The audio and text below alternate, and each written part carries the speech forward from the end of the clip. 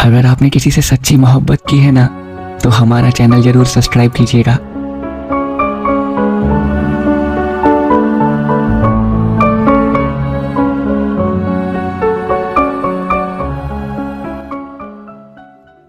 कल पूछ लिया किसी ने अनजाने में, क्यों रोता है तुम मैं खाने में। कहा मैंने, हंसता बहुत हूँ मगर मुस्कुराहटें कम है, रोता नहीं बस आंखें नम है। जब कभी उसका फ़ोन आता है तो कहने को कोई बात नहीं होती, दिन तो डल जाता है उसकी याद में, मगर कमबख्त रात नहीं होती। वो हमेशा कहती है तुम पागल हो, तुम्हें मोहब्बत के अलावा कुछ काम नहीं, मगर शायद वो ये नहीं जानती मैं जैसा भी हूँ मगर बेईमान नहीं। कैसे समझाऊँ उसके सिवा और नहीं मेरा कोई, बस इतना ही कहूँगा, सवाल से ज़िंदगी है जवाब नहीं कोई।